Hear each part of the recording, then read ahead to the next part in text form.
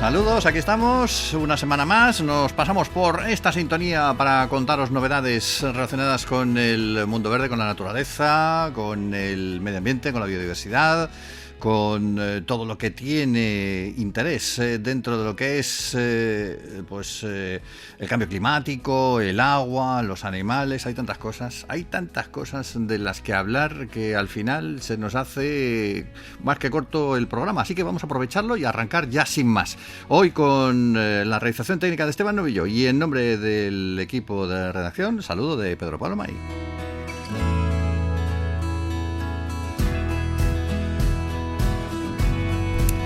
Comenzaremos el programa en esta ocasión hablando de mascotas, de perros y de gatos adoptados y no adoptados, y de la principal encuesta anual sobre este asunto, la que publica la Fundación Affinity con el título Él nunca lo haría.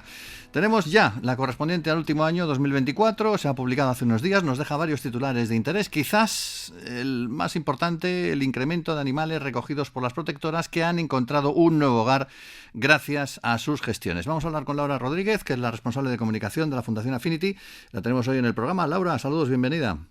Hola, ¿qué tal? Muchas gracias. No sé si saludarte con un guau o con un miau, no sé si eres más de perros o de gatos. Bueno, yo más de gatos. Más de gato, sobre todo el miau. Me va bien. Muy bien. El informe, venís publicándolo desde hace ya bastantes años. Yo, de lo que hemos estado viendo y de lo que se ha publicado, creo que quizás lo más interesante es esa cifra de 90.000 canes que fueron adoptados a lo largo del año pasado, que es una cifra superior, un 11% más que en 2023, ¿no? Sí, exactamente. Mira, tenemos que pensar que el año pasado, en 2024, llegaron 173.000 perros a las protectoras y de estos, como tú decías, pues se adoptaron 90.000, ¿no? Estamos hablando más o menos de la mitad de los animales. Y en el caso de los gatos, llegaron unos 118.000 gatos a las protectoras y se adoptaron 57.000. Y efectivamente son cifras en global, si vemos junto, ¿no?, perros y gatos, estamos hablando de que ha incrementado la adopción de animales alrededor de un 11%, que está muy bien. Ha mejorado respecto también a una tendencia descendente que había habido después de la subida tras el tema del COVID. Parece que había habido otra bajada y ahora ha vuelto a subir, entonces. Sí, sobre todo en el caso de los perros lo vemos. En el caso de los gatos, en realidad es bastante estable, ¿no? Pero sí que hemos visto en este último año que el incremento de adopciones de perros pues ha subido bastante, ¿no? Ahora luego, si quieres, hablamos un poco de los motivos, pero sí que las protectoras, que son las que nos dan todos los datos para que nosotros podamos realizar este estudio y este informe, pues alegan, por ejemplo, que existe mayor concienciación y que por tanto la gente pues se plantea antes adoptar un perro que no comprarlo, ¿no? O por lo menos cada vez se plantean más la adopción, ¿no? Ese es el dato bueno. El dato malo es que quedan muchos animales en hogar. ¿Qué pasa con ellos? Quedan muchos animales en las protectoras, ¿no? Mira, para que nos hagamos un poco una idea de todos los animales que llegan a las protectoras, aproximadamente la mitad se dan en adopción. ¿De acuerdo? Luego hay, digamos, el otro cuarto que permanecen en las protectoras. Estos son animales que durante ese año pues no se han dado en adopción, quizás en el siguiente año sí, o sea, quiero decir, permanecen bastante tiempo en la protectora hasta que pues son dados en adopción o algún otro destino. Y el resto de animales, algunos pues lógicamente mueren, los menos, pero también ocurre, y aproximadamente un 20% son devueltos a sus familias porque no son animales abandonados, sino que se habían perdido. Y efectivamente también llegan a las protectoras, pero si tienen el microchip y están correctamente identificados, la protectora hace la gestión de encontrar a la familia y pueden ser devueltos a sus hogares. Uh-huh. Es importante saber un poco también las razones que llevan a los ciudadanos a adoptar un perro o no. La edad parece que es quizás la más importante. La gente tiende a adoptar antes un cachorro que un perro mayor. Sí. Como decíamos, cada vez existe una conciencia social mayor, ¿no? Las protectoras lo que nos dicen es que cuando hay una persona o una familia interesada en adoptar, sí que alegan, pues bueno, que están sensibilizados con la causa, ¿no? Y esto quiere decir que entienden que hay muchísimos animales que cada año llegan a las protectoras y que en lugar de ir a buscar pues ese animal ¿no? comprarlo, ir a un criador, a una tienda, pues bueno, se plantean la opción de adoptar como un acto también, bueno, pues con un punto solidario, altruista, sabiendo que los animales pues van a estar mejor en un hogar, ¿no? Por muy bien cuidados que puedan estar en la protectora. Y efectivamente hay mucho más interés por cachorros que por animales mayores o seniors. De hecho, los cachorros están en la protectora una media de 3 meses antes de ser adoptados. Y si hablamos de animales más animales adultos o mayores, ya estamos hablando de que puede superar el año de estancia en la protectora antes de ser adoptado. Ojo de todas maneras a la hora de adoptar, porque no se trata solamente de un acto de solidaridad, hay que tener en cuenta que un animal va a requerir pues nuestros cuidados, nuestra atención, un cuidado veterinario también, o sea, no es un muñequito que se coge y le das al on o al off para trabajar o para jugar con él, sino que es un ser vivo que requiere unos cuidados, que a veces eso se le escapa a muchas personas, ¿no? Sí, y es absolutamente esencial para que el vínculo se pueda construir pues en base a la responsabilidad. Hemos de dedicar tiempo a esta decisión, de la misma manera que cualquier otra decisión vital de la misma envergadura, pues le daríamos 1000 vueltas, miraríamos en 1000 sitios, leeríamos en internet, preguntaríamos a amigos, pues esto es un poco lo mismo, ¿no? Tenemos que estar bien informados. Hoy en día no va a ser por información, o sea, la información está. Hay que ir a buscarla para entender qué supone tener un perro o un gato conviviendo con nosotros y que las expectativas sean realistas para que luego pues no tengamos sorpresas o uy, es que esto no es lo que yo esperaba, es más responsabilidad o por ejemplo, ¿no? El tema de la adaptación. Pues a lo mejor tenemos que tener un poco más de paciencia. No todos los animales se adaptan en unos pocos días, pues a lo mejor algunos necesitan algunas semanas, ¿no? O sea, que estas ideas un poco Disney que a veces tenemos, ¿no? De cómo es la convivencia, cómo es la adaptación, es bueno desterrarlas un poco y tener como la mente abierta y sabiendo que esa responsabilidad con el animal tiene que ser para siempre. No sé si tenéis datos por comunidades autónomas y en ese caso si hay una diferencia sensible en algunas o en otras a la adopción. No los tenemos, no los tenemos. El estudio realmente, la gracia es que es muy robusto, es un estudio que precisamente por eso queremos hacer a nivel nacional, porque cuando empezamos, digamos, a disgregar el dato del dato y verlo por comunidades, a veces la sensación o la información que se puede transmitir no refleja, ¿no? La realidad, y por eso nos ceñimos a dar los datos a nivel nacional. Ajá. Un detalle que siempre se habla cuando se trata del tema de la adopción. Se habla de las razas de los perros. Hay algunos que dicen, no, bueno, es que este es más peligroso, o es que este es más tranquilo, o es que tal. ¿Con los gatos pasa lo mismo? Hay menos diferencia, ¿no? Porque la mayoría de los gatos en protectora, la enorme mayoría, más del 90% son mestizos. Sí que algunos también pueden tener, lógicamente, pues, algunos problemas de comportamiento, enfermedades y demás, pero esta cuestión, ¿no? De los perros de razas consideradas como potencialmente peligrosas y tal, claro, esto en los gatos no aplica y de hecho es uno de los motivos por los cuales los animales pasan más tiempo en las protectoras y que es una barrera para su adopción, ¿no? El tema de la peligrosidad, problemas de comportamiento, enfermedades crónicas y edad avanzada. Esto aplica tanto a perro como a gato y luego sí que es verdad que con el tema de los perros, el tema del tamaño, ¿vale? Los perros de raza grande, de tamaño grande, también es una barrera que les impide ser adoptados con mayor facilidad. Uh-huh. Dentro de lo que son los animales que se pueden adoptar, nunca se insistirá lo suficiente en la necesidad de plantearse mucho este paso, pero el estudio del Nuclearia destaca que 9 de cada 10 adopciones son consideradas exitosas, o sea que no es tan difícil, simplemente es echarle un poquito de ganas.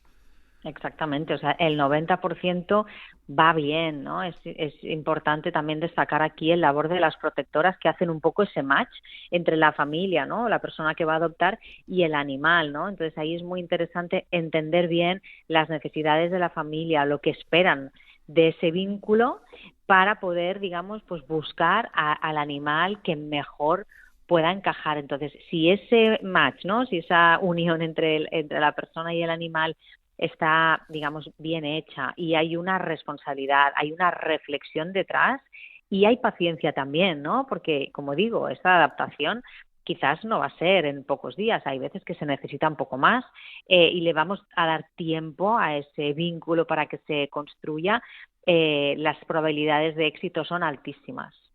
Pues ahí queda, es la última encuesta de la Fundación Affinity. Él nunca lo haría, la correspondiente a 2024. Lógicamente, la de este año, pues tendremos que esperar un poquito a que termine para Sí. empezar. Vamos a tener los datos, pero esperamos que siga siendo positivo en ese sentido. Laura, gracias por habernos acompañado hoy en el programa. Muchas gracias a vosotros.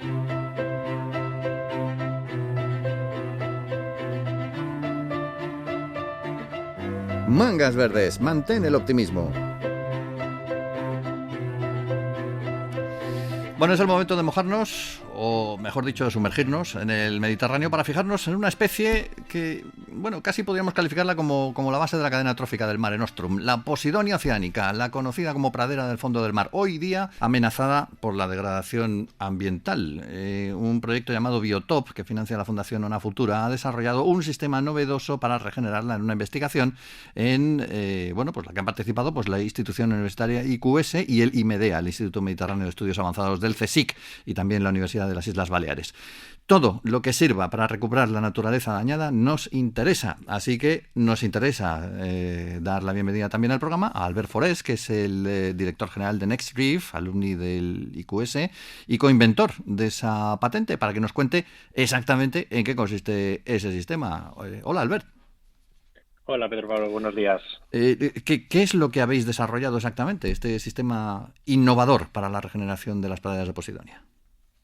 Bien, pues lo que hemos desarrollado ha sido un sistema modular, disgregable. Fabricamos estructuras modulares que encajan en forma de puzzle para que nos entendamos. Y lo que hacemos es preparar estas estructuras con fragmentos de la planta en superficie, de modo que reducimos los tiempos de inmersión necesarios para la fijación de estos elementos en el lecho marino. Preparamos las estructuras en superficie y una vez preparadas las llevamos en la zona de restauración y allí se instalan de forma mucho más rápida, de modo que disponemos de un sistema más escalable para hacer frente a proyectos de restauración más ambiciosos con mayor superficie y número de fragmentos a restaurar. ¿Sería como una especie de reforestación pero submarina, por ejemplo? Sí, bueno, un poco el objetivo que nos enfocamos con este proyecto era hacer frente al reto de la escalabilidad de los procesos de restauración aceptados por la comunidad científica. IMEDEA lleva muchos años investigando el método de plantado tradicional, utilizando elementos metálicos para fijar los fragmentos uno por uno.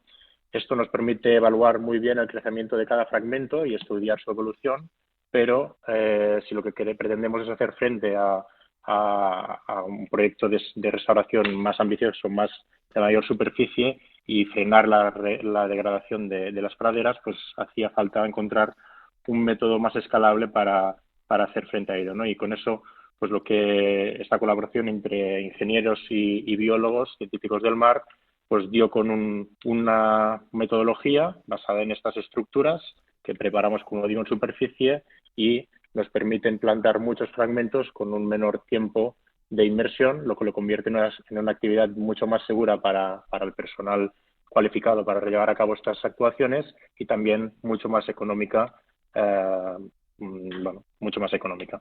¿Qué material utilizáis? Porque creo que luego se disgrega, ¿no? O sea, se deshace y vuelve al medio ambiente. Exacto, utilizamos materiales cementíticos, de base cementítica, que si lo que tiene es una componente de desgregabilidad que controlamos, pues el grado de desgregabilidad que es el necesario para que la estructura se mantenga intacta, digamos, durante el tiempo necesario para que la planta y los fragmentos enraicen en el lecho marino y una vez ha cumplido con esa función, la estructura se disgrega de forma programable, de modo que se integra en el lecho marino sin la emisión de contaminantes en el fondo del mar. Esto es interesante. Además, que el proyecto, bueno, se viene probando desde hace tiempo en Pollensa, ¿no? Me parece que era. Habéis estado en la bahía de Pollensa. Las pruebas preliminares se realizaron en Pollensa, efectivamente. Allí el CSIC había testeado otras metodologías de plantado en el bosque marino, una área ubicada en frente del aeródromo militar de Pollensa, y allí estuvimos testeando esa tecnología. Ahora el siguiente paso es validarlo incluso con otras especies en otras áreas de la costa catalana y balear. O sea, vais a plantar más cosas aparte de la Sí, el reto ahora también pasa por probar Cimode oceanodosa, es otra especie con un crecimiento mucho más acelerado que la Posidonia, que conviven conjuntamente estas dos especies, y la Cimodocea puede permitir una fijación del sustrato mucho más acelerada para que luego se dé el crecimiento de la Posidonia de una forma más segura, o más asegurar el crecimiento de la Posidonia en una fase posterior. ¿Tenéis alguna expectativa de tiempo para saber cuándo se podría utilizar este sistema de una manera, digamos, no sé si el término está bien utilizado, masiva, para recuperar toda esa fauna marina, toda esa flora marina, mejor dicho? Uh-huh. Bueno, a ver, hay que ser cuidadosos con la validación de los resultados. Hasta el momento hemos llevado a cabo un par de monitorizaciones. Ahora, a final de año, hay programada la tercera, en la que evaluamos el crecimiento y la fijación de los elementos que plantamos. Los resultados, como digo, hasta el momento son esperanzadores si los comparamos con otras técnicas de plantado habituales, de referencia.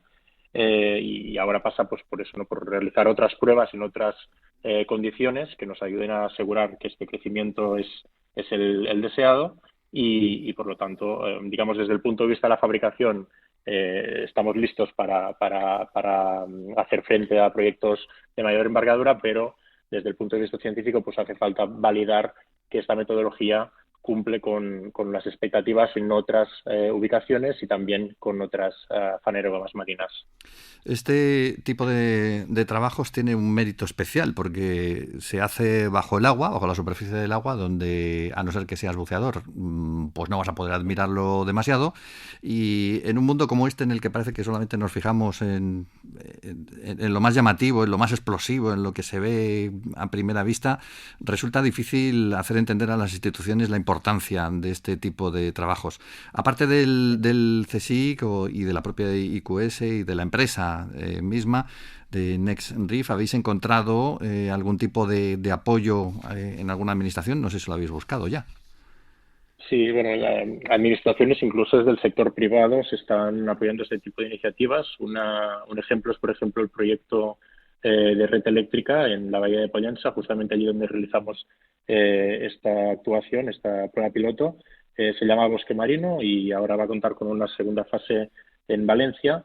Hay diferentes, bueno, digamos, también el sector privado se está volcando en este tipo de actuaciones sostenibles para proteger los ecosistemas, que en el fondo es lo que nos permite vivir con las condiciones que todos deseamos, ¿no? Y aquí las empresas también están concienciadas con esto. Es un trabajo importante. Albert Forés es director general de NextReef. Gracias por habernos acompañado hoy también en el programa para contarnos este proyecto. Muchas gracias por la invitación.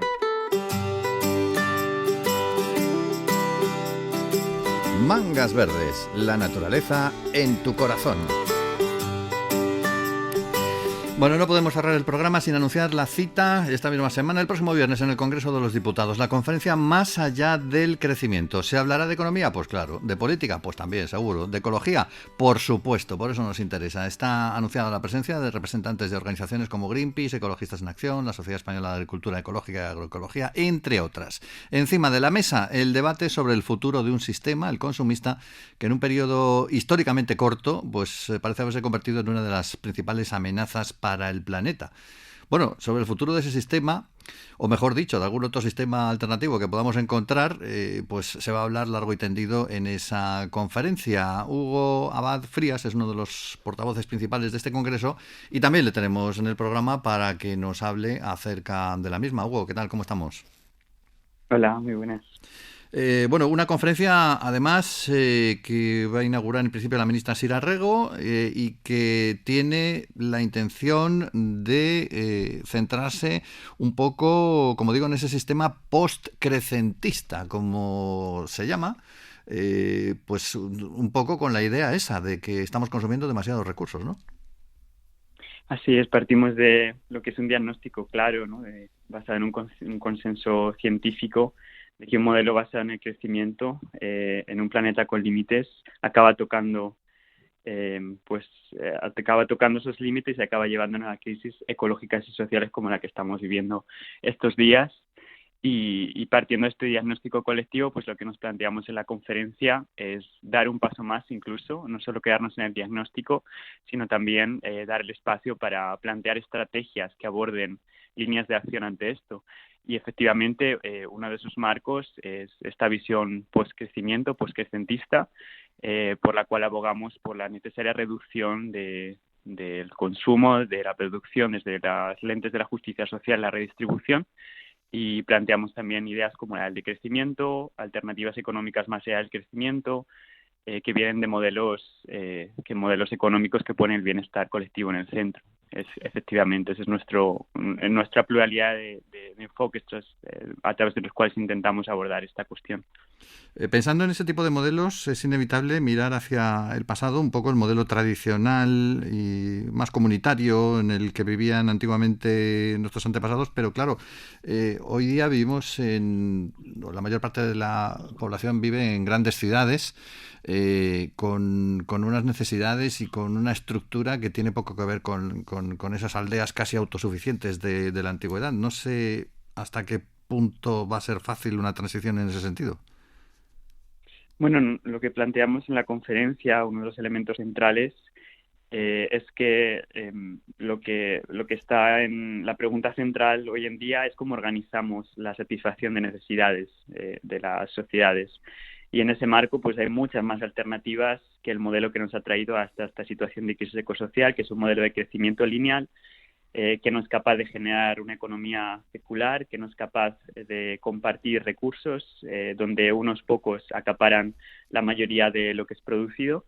Entonces, lo que planteamos efectivamente pues es replantear esos modelos como en línea con lo que comentabas de una idea de modelos comunitarios, pero también modelos públicos, público-comunitarios, que puedan funcionar y ser mucho más eficientes en atender las necesidades. Y ahí pues hay muchas experiencias, ¿no?, históricas, pero también innovaciones hoy presentes, innovaciones sociales que vienen de la economía social, de la agroecología, de modelos cooperativos de vivienda, etcétera, que tratan de repensar cómo satisfacemos nuestras necesidades y lo podemos hacer, de hecho, de una manera que respete también el equilibrio de los ecosistemas. Esa es la cuestión, ¿no? Poner en el centro cómo organizamos nuestras economías, no tanto cuánto estamos produciendo a nivel agregado, a nivel total, ¿no? Replantear esos elementos que son profundamente políticos y somos conscientes de ello. ¿Podrías ponernos algún ejemplo de esas alternativas?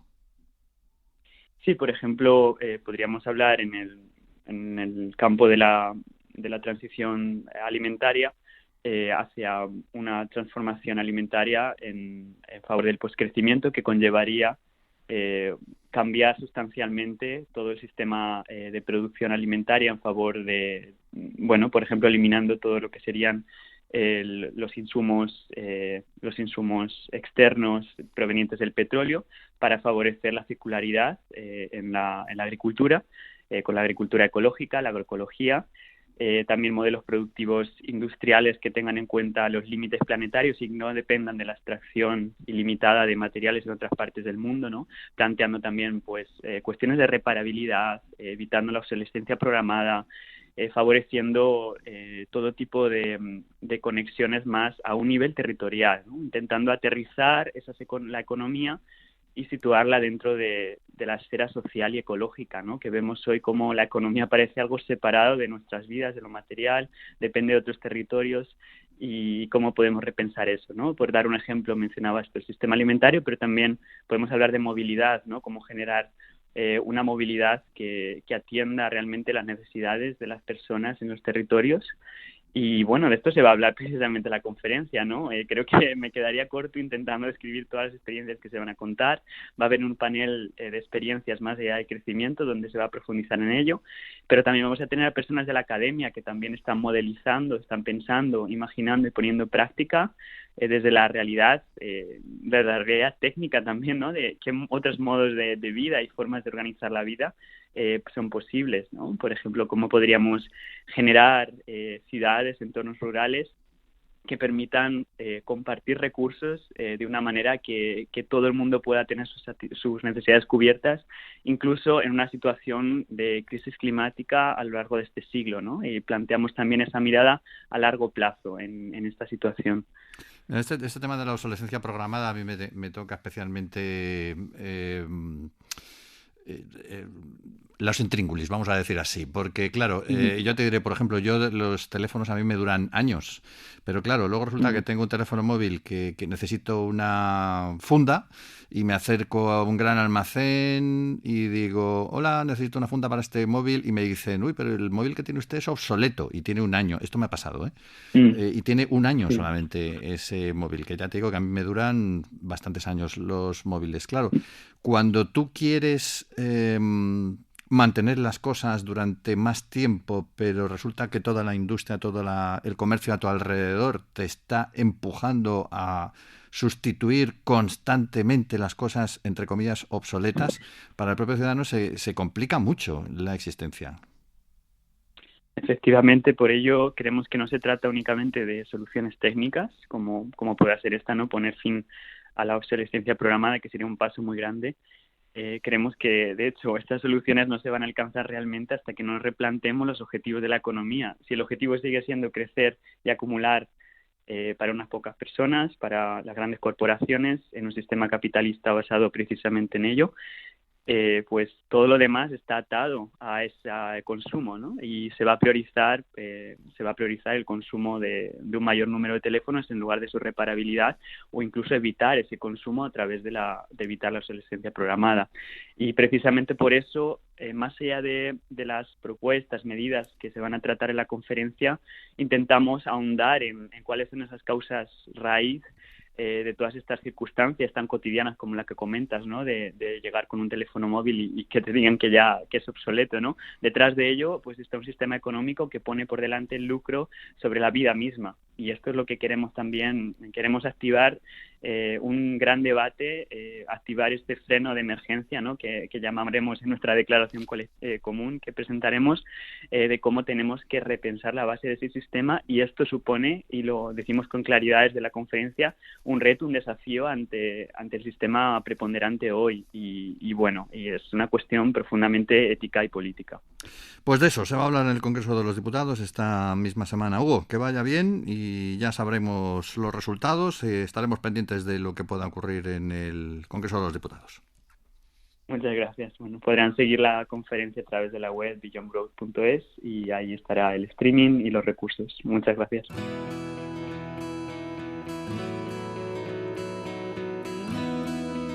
Vamos que nos vamos, y nos vamos como siempre paseándonos por los pueblos más bonitos de España. Hoy en Cataluña, y en concreto en la provincia de Tarragona, en la localidad de Siurana, o Siurana, depende de cómo lo digamos, en castellano o en catalán.